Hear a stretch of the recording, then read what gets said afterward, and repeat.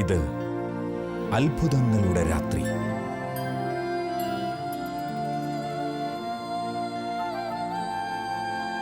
ഇത് ദൈവകൃപ പെയ്തിറങ്ങുന്ന രാത്രി. Night vigil. പ്രിയപ്പെട്ടവരെ, ഈ രാത്രിയിൽ കർത്താവിൻ്റെ അനുഗ്രഹവും കൃപയും സ്വന്തമാക്കുവാനായി ഈശോ നമ്മെ ഓരോരുത്തരെയും അവിടുത്തെ സന്നിധിയിലേക്ക് കൂട്ടിക്കൊണ്ടുവന്നിരിക്കുന്നു. സ്നേഹത്തോടെ യേശുവിൻ്റെ നാമത്തിൽ നിങ്ങളെ ഓരോരുത്തരെയും ഈ ശുശ്രൂഷയിലേക്ക് സ്വാഗതം ചെയ്യുന്നു. കർത്താവ് അനുഗ്രഹിക്കട്ടെ.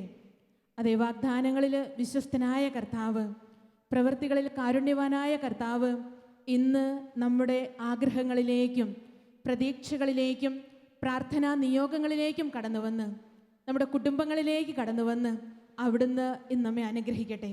നമുക്ക് ഒരുമിച്ച് ഈ ശുശ്രൂഷയിൽ പങ്കുചേരാം. ഒരുമിച്ച് നമുക്ക് പ്രാർത്ഥിക്കാം. ഒരുമിച്ച് കർത്താവിനെ ആരാധിക്കാം. അവിടുന്ന് കൃപാലുവും കരുണാനിധിയുമാണ് എന്ന് കർത്താവിൻ്റെ വചനം നമ്മോട് പറയുന്നു. 145 സങ്കീർത്തനത്തിൻ്റെ 18 തിരുവചനത്തിൽ ഇപ്രകാരം പറയുകയാണ്: തന്നെ വിളിച്ചപേക്ഷിക്കുന്നവർക്ക് കർത്താവ് സമീപസ്ഥനാണ്. ഹൃദയ പരമാർത്ഥതയോടെ വിളിച്ചപേക്ഷിക്കുന്നവർക്ക് കർത്താവ് സമീപസ്ഥനാണ്. തൻ്റെ ഭക്തന്മാരുടെ ആഗ്രഹം അവിടുന്ന് സഫലമാക്കുന്നു. അവിടുന്ന് അവരുടെ നിലവിളി കേട്ട് അവരെ രക്ഷിക്കുന്നു. ഈ രാത്രിയിൽ നമ്മുടെ ഓരോരുത്തരുടെയും നിലവിളി കേൾക്കുവാനായിട്ട് നമ്മുടെ കർത്താവ് കാതോർത്തിരിക്കുന്നു. Hallelujah, hallelujah. സ്വർഗം ചായിച്ച് അവിടുന്ന് നമ്മുടെ അരികിലേക്ക് കടന്നു വന്നുകൊണ്ട് നമ്മെ അനുഗ്രഹിക്കുന്ന ദിനമാണ്. ഈ ശുശ്രൂഷയിലെ ഓരോ മണിക്കൂറിലൂടെയും നമ്മൾ കടന്നു പോകുമ്പോൾ കർത്താവിൻ്റെ അനുഗ്രഹങ്ങൾ സ്വന്തമാക്കുന്ന നിമിഷങ്ങളാണ്. ദൈവത്തെ ആരാധിക്കുന്ന നിമിഷങ്ങൾ, അവിടുത്തെ മുൻപിൽ ജീവിതങ്ങളെ സമർപ്പിക്കുന്ന നിമിഷങ്ങൾ, ദൈവത്തിൻ്റെ വചനം കേൾക്കുന്ന സമയങ്ങൾ, ഈ സമയങ്ങളെല്ലാം കർത്താവ് നമ്മെ തൊടുന്ന നിമിഷങ്ങളാണ്. അവിടെ നമ്മളെ അനുഗ്രഹിക്കുന്ന നിമിഷങ്ങളാണ്. നമുക്കറിയാം, ഈശോയും ശിഷ്യന്മാരും കൂടി ഗലീലി കടലിലൂടെ യാത്ര ചെയ്യുകയായിരുന്നു. തിരുവചനത്തിൽ നമ്മളത് വായിക്കുന്നുണ്ട്. അവർ യാത്ര ചെയ്യുമ്പോൾ പെട്ടെന്ന് കടലിൽ വലിയൊരു കാറ്റ്, തിരമാലകൾ ആഞ്ഞടിക്കുന്നു. ഇതാ ഈ യേശുവും ശിഷ്യന്മാരും സഞ്ചരിക്കുന്ന ആ വള്ളം മുങ്ങുന്ന ഒരവസ്ഥയിലേക്ക് കടന്നു വരുന്നു. ശിഷ്യന്മാർ ഭയപ്പെട്ടു. അവർ നിലവിളിച്ചു, ഗുരു, ഞങ്ങളെ രക്ഷിക്കണമേ എന്ന് പറഞ്ഞുകൊണ്ട് അവിടെ ആ വള്ളത്തിൻ്റെ അമരത്ത് തലയണ വെച്ചുറങ്ങുന്ന ഈശോയെ അവർ വിളിച്ചുണർത്തി. ഈശോ പറഞ്ഞു, അല്പവിശ്വാസികളെ, നിങ്ങൾ എന്തിനു ഭയപ്പെടുന്നു? എന്തിനാണ് നിങ്ങൾ ഭയപ്പെടുന്നത് എന്ന് പറഞ്ഞ് അവിടുന്ന് കാറ്റിനെയും കടലിനെയും ശാന്തമാക്കി. പ്രിയപ്പെട്ട സഹോദരങ്ങളെ, നമ്മുടെയൊക്കെ ജീവിതത്തിൽ ഒരുപക്ഷേ ഇന്ന് ഈശോയുടെ സന്നിധിയിൽ നമ്മൾ ഇരിക്കുമ്പോൾ ഇങ്ങനെയുള്ള ഒരുപാട് വേദനകൾ നമ്മുടെ ഉള്ളിൽ ഉണ്ടാകും. ഭയത്തിൻ്റെ അവസ്ഥകൾ നമ്മുടെ ജീവിതത്തിൽ ഉണ്ടാകും. ജീവിതമാകുന്ന തോണി, ജീവിതമാകുന്ന വള്ളം കാറ്റിലും തിരമാലയിലും ഒക്കെ പെട്ട് ആടി ഉലയുന്ന അവസ്ഥയുണ്ടാകും. പക്ഷേ അതിലേക്ക് ഈ രാത്രിയിൽ കർത്താവ് കടന്നു വരും. യെശയ്യാ പ്രവാചകന്റെ പുസ്തകം 41:10 കർത്താവ് പറയുന്നുണ്ട്, ഭയപ്പെടേണ്ട, ഞാൻ നിന്നോട് കൂടെയുണ്ട്. സംഭ്രമിക്കേണ്ട, ഞാനാണ് നിന്റെ ദൈവം. ഞാൻ നിന്നെ ശക്തിപ്പെടുത്തുകയും സഹായിക്കുകയും ചെയ്യും. എൻ്റെ വിജയകരമായ വലതു കൈകൊണ്ട് ഞാൻ നിന്നെ താങ്ങി നിർത്തും. പ്രിയപ്പെട്ടവരെ, കർത്താവ് പറയുന്നു, ഭയപ്പെടേണ്ട. അതെ, ആ തിരമാലയിൽ ആടി ഉലഞ്ഞ ആ തോണിയിലുള്ള ശിഷ്യന്മാരോട് ഈശോ ചോദിച്ചു, മക്കളെ, നിങ്ങൾ എന്തിനു ഭയപ്പെടുന്നു? ഇന്ന് കർത്താവ് നമ്മോട് ചോദിക്കുകയാ, നിങ്ങൾ എന്തിനാ ഭയപ്പെടുന്നത്? നിങ്ങളുടെ ജീവിതത്തിൽ നിങ്ങൾക്ക് വേദനകളുണ്ടോ? രോഗങ്ങളുണ്ടോ? നിങ്ങൾക്ക് സഹനങ്ങളുണ്ടോ? കടബാധ്യതകളുണ്ടോ? മക്കളെക്കുറിച്ചുള്ള ആകുലതകളുണ്ടോ? അതെ, അതിലേക്ക് കർത്താവ് കടന്നു വരും. അതിനാൽ പ്രിയപ്പെട്ടവരെ, നമ്മുടെ ജീവിതങ്ങളെ ദൈവസന്നിധിയിലേക്ക് നമുക്കൊന്ന് ഈ രാത്രിയിൽ ചേർത്ത് വയ്ക്കാം. വിശ്വസിക്കാം. വിശ്വസിക്കുന്നവർക്കാണ് അനുഗ്രഹം ലഭിക്കുക. പൗലോസ്ലീഹ പറയുന്നുണ്ട്, കർത്താവിനോട് കൂടെ നിങ്ങൾ ഉറച്ചു നിൽക്കുവിൻ. കർത്താവിനോട് കൂടെ നിങ്ങൾ ഉറച്ചു നിൽക്കുവിൻ. വിവിധ പരീക്ഷകൾ നിമിത്തം നിങ്ങൾക്ക് സഹനങ്ങൾ ഉണ്ടാകും. അഗ്നിശോധനകളെ പോലെയുള്ള സഹനങ്ങൾ നിങ്ങളുടെ ജീവിതത്തിൽ കടന്നു വരും. പക്ഷേ ആ പരീക്ഷയിൽ പിടിച്ചു നിൽക്കുന്നവനാണ് രക്ഷ പ്രാപിക്കുന്നത്. ആ പരീക്ഷകളിൽ പിടിച്ചു നിൽക്കുന്നവനാണ് യഥാർത്ഥ വിശ്വാസി. അതിനാൽ ഈ രാത്രിയിൽ നമ്മുടെ വിശ്വാസത്തെ നമുക്ക് ബലപ്പെടുത്താം. നമ്മുടെ കുടുംബങ്ങളെയൊക്കെ ഒന്ന് കർത്താവിൻ്റെ കരങ്ങളിലേക്ക് ഒന്ന് സമർപ്പിക്കാം. പ്രിയപ്പെട്ട മക്കളെയും ജീവിത പങ്കാളി, പ്രിയപ്പെട്ടവർ ഓരോരുത്തരെയും യേശുവിൻ്റെ കരങ്ങളിലേക്ക് കൊടുക്കാം. എന്താണ് നമ്മുടെ ജീവിത പ്രശ്നമെങ്കിൽ, നമ്മുടെ ജീവിതത്തിൻ്റെ ദുഃഖങ്ങളെങ്കിൽ യേശുവിൻ്റെ കരങ്ങളിലേക്ക് നമുക്ക് കൊടുക്കാം. നമുക്ക് ഈ ശുശ്രൂഷയിൽ വലിയ സ്നേഹത്തോടെ പങ്കുചേരാം. തുടർന്ന് നമ്മൾ ഗാന ശുശ്രൂഷകരോട് ചേർന്ന് പാട്ടുപാടി ഈശോയെ ആരാധിക്കുകയും സ്തുതിക്കുകയും ചെയ്യുകയാണ്. നമുക്ക് വലിയ സന്തോഷത്തോടെ ഈ ശുശ്രൂഷയിൽ പങ്കെടുക്കാം.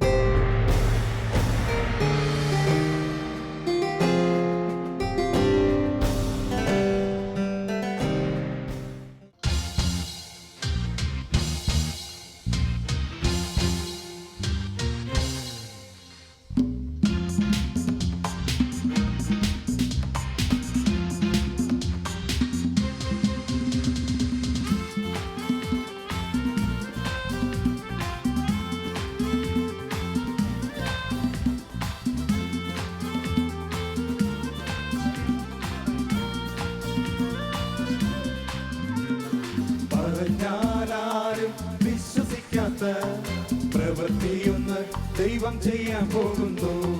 കേട്ടാലാരും സമ്മതിക്കാത്ത പ്രവൃത്തിയൊന്ന് നാഥൻ ചെയ്യാൻ പോകുന്നു.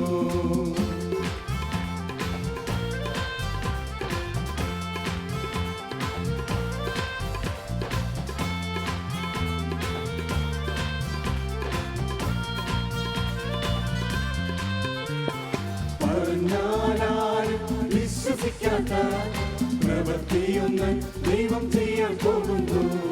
കേട്ടാലാരും സമ്മതിക്കാത്ത പ്രവൃത്തിയൊന്ന് നാഥൻ ചെയ്യാൻ പോകുന്നു.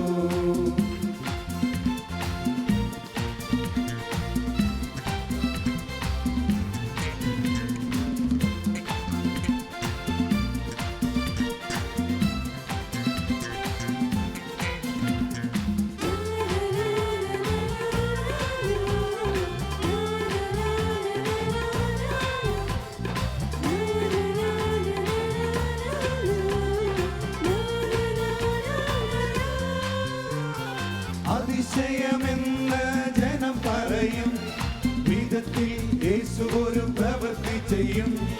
ദൈവത്തിന്റെ മഹത്വം നിഴൽ വിരിക്കും. ദൈവത്തിന്റെ കരത്തിൽ നീ വസിക്കും.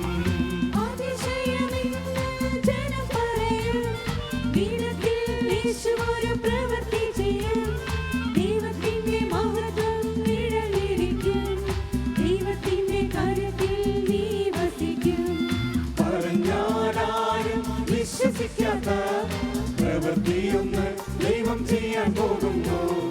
കേട്ടാലാരും സമ്മതിക്കാത്ത പ്രവൃത്തിയൊന്ന് നാഥൻ ചെയ്യാൻ പോകുന്നു.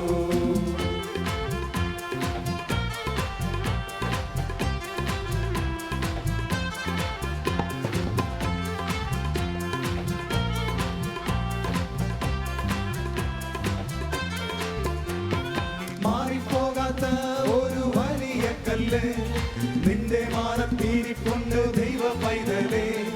ദൈവത്തിന്റെ വചനം വന്നു ചേരുമ്പോ കല്ലുമാറി കരളിൽ കൃപ നിറയും.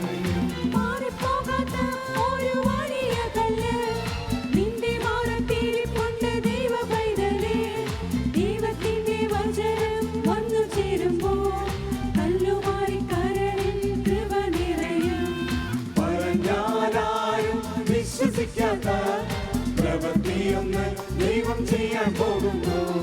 കേട്ടാലാരും സമ്മതിക്കാത്ത പ്രവൃത്തിയൊന്ന് നാഥൻ ചെയ്യാൻ പോകുന്നു.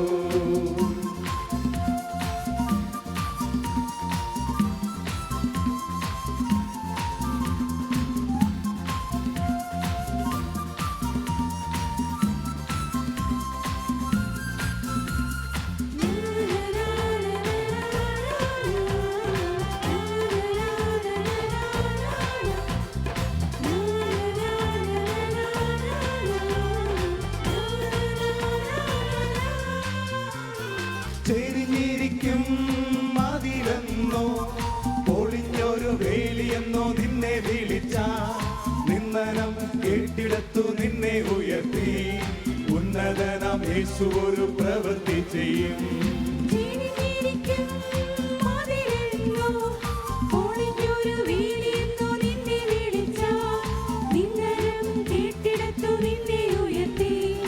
ഉന്നതനാം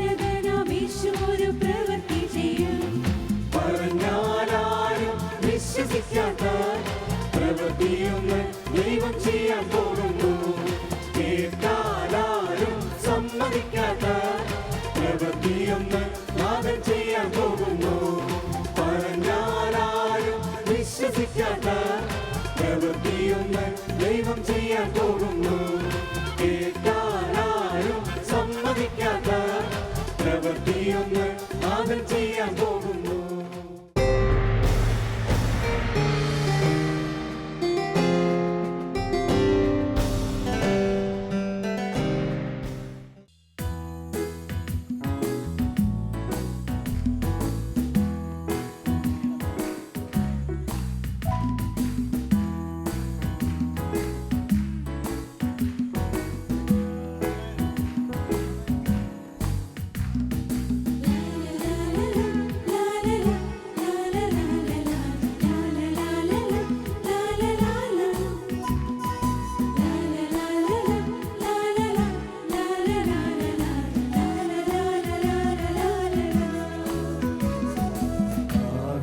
ചിത്തരാൻ സങ്കീർത്തനങ്ങളാൽ ദൈവത്തെ വാഴ്ത്തിടുവിൻ. ശക്തി സംഗീതമാ ഉന്നതരീശനെ പാടിപ്പുകഴ്ത്തിടുവിൻ.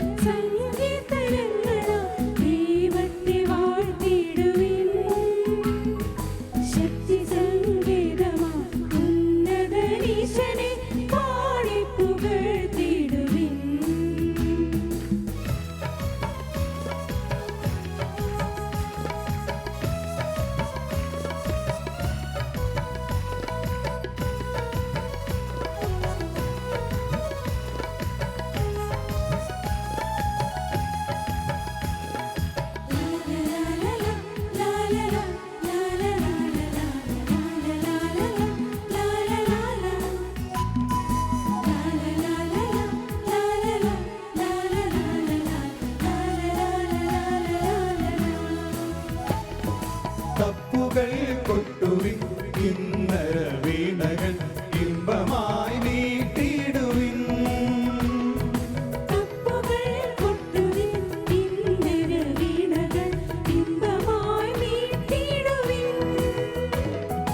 ആർത്തുഘോഷിക്കുവിൻ, കാഹളം മുഴക്കുവിൻ, ആമോദമോടെ വാഴ്ത്തുവിൻ.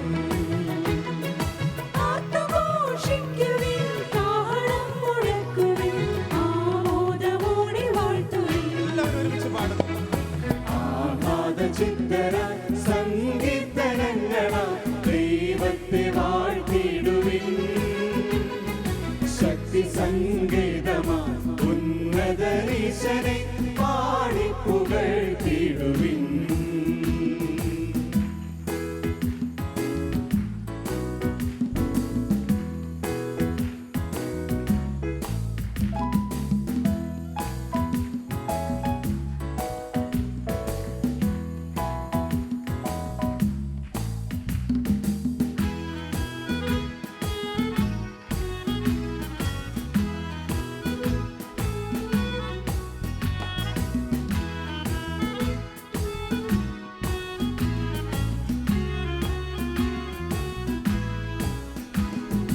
നാഥനെ വാഴ്ത്തുക, ഇസ്രായേലിന്നൊരു ചട്ടമാണോ തീടുവിൻ.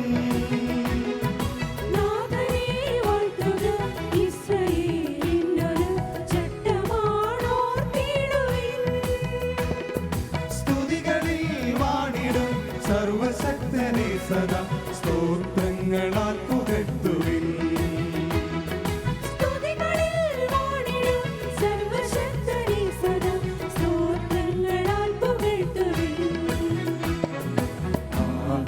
ചിത്തരാൻ സങ്കീർത്തനങ്ങളാൽ ദൈവത്തെ വാഴ്ത്തിടുവിൻ.